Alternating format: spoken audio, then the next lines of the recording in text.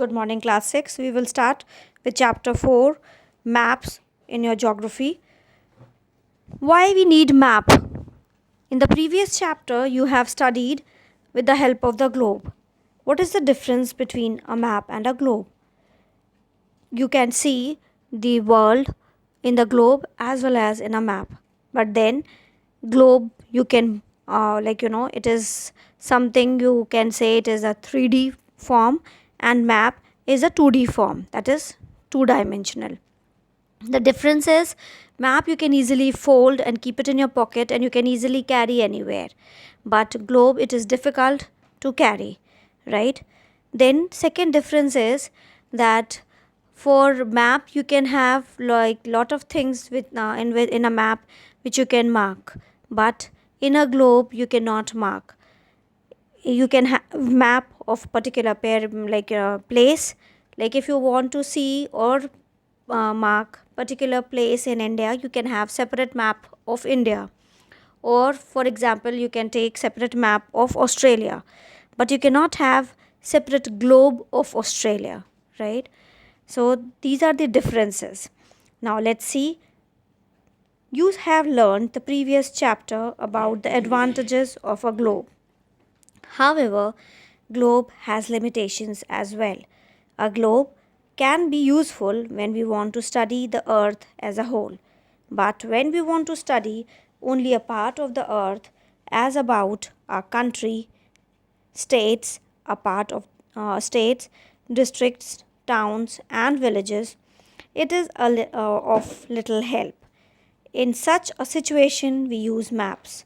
A map is a representation or a drawing of the earth's surface or a part of it drawn on a flat surface according to a scale. But it is impossible to flatten a round shape completely. We find that maps are useful to us for various purposes. One map shows a small area and a few facts. Another map may contain as many facts as big book. When many maps are put together, we get an atlas. Atlases are of various sizes, measurements drawn on different scales. Maps provide more information than a globe. They are of different types. Some of them are described below. So there are different uses of maps. Different maps can be compiled together, and that is known as atlas. And many maps of when many maps are put together, we get an atlas of various sizes or measurements, like you can say climate of India. Then now you can talk about the vegetation of India. You can talk about different animals found in different areas. So we can have different types of maps, but we cannot have different types of globes. Then different types of map which we have is physical map. This you have to remember throughout.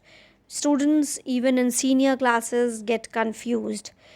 Physical map which shows the natural features, that is the mountains, the plateaus, the plains, rivers, oceans, etc. are called physical or relief maps. Most of the time teachers will say bring a physical map, which means it will only have the outline, whereas the political map it will have the boundaries of different countries.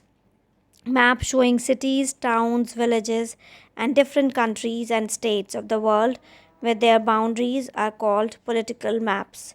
Then you have thematic maps which focus on specific information such as roads, maps, rainfall map showing distribution of forest, industries, etc. They are called thematic maps.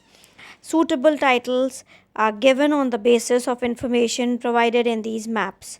These are three components of maps: distance, direction and symbol. So the components of map are distance, direction and symbol.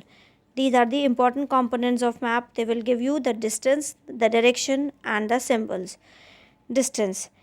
Maps are drawing which reduce the entire world or a part of it to fit on a sheet of paper. Or we can say maps are drawn to reduce scales.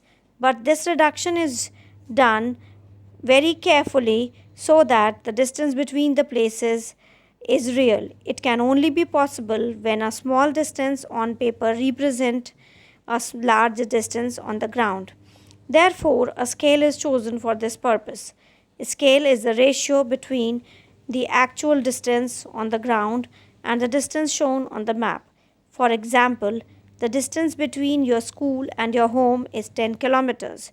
If you show this 10 kilometers distance by 2 centimeters on a map, it means 1 centimeter on the map will show 5 kilometers on the ground. The scale of your drawing will be 1 centimeter is equal to 5 kilometers. Thus, the scale is very important to any map. If you know the scale, you will be able to calculate the distance between two places on a map. When large areas like continent or countries are to be shown on a paper, when we use a small scale, for example 5 centimeters on the map shows 500 kilometers of the ground. It is called small scale map. When small areas like your village or town is to be shown on paper, then we use a large scale, that is 5 centimeters on the map shown 500 meters only on the ground. It is called large scale map. So there are two scales, small scale map and large scale map. Large scale map give more information than small scale map. Directions. Most map contain an arrow marked with the letter N at the upper right hand corner. This arrow shows the north direction. It is called the north line. When you know the north, you can find out other directions. For example, east, west and south. There are 4 directions. So if you know one direction, you can easily find the other directions. Directions north, south, east and west, they are called cardinal points. Other 4 intermediate direction are northeast, southeast, southwest and northwest. We can locate any place more accurately with the help of these intermediate direction. Find out the following direction from figure 4.1. The direction of the community center of the playground, Vikas house, the direction of the school. Okay, so you can see this picture and you have to find out these places. This you can do on your own. The uses of symbols on the map. It is the third important component of a map. It is not possible to draw on a map the actual shape and size of different features such as building, roads, bridges, trees, railway lines. So they are shown by using certain letters, shades, colors, pictures and lines. These symbols give a lot of information in limited space. With the use of these symbols, map can be drawn easily and are simple to read. Even if you don't know the language of an area and therefore cannot ask someone for direction, you can collect information from map with the help of these symbols. Map have a universal language that can be understood by all. There is an international agreement regarding the use of these symbols. These are called conventional symbols. Some of the conventional symbols are shown in the figure 4.3. Now, you cannot have your own symbols on the map because that might confuse people and everybody will not understand your symbols. So these are these universal symbols which everybody can easily understand. You can see these symbols and they are used if like you go to a place where you might not understand the language, you can easily understand these symbols. Various colors are used for the same purpose. For example, generally blue is used for showing water bodies, brown for mountains, yellow for plateaus and green is used for plants. Sketch. A sketch is a drawing mainly based on memory and spot observation and not to scale. Sometimes a rough drawing is required of an area to tell where particular place is located with respect to other places. Suppose you want to go to your friend's house but you don't know the way. Your friend may make a rough drawing to show the way to his house. Such a rough drawing is drawn without scale and is called a sketch map. Plan. A plan is a drawing of a small area on a large scale. A large scale map gives lot of information, but there are certain things which we may sometimes want to know. For example, the length and breadth of a room, which can't be shown in a map.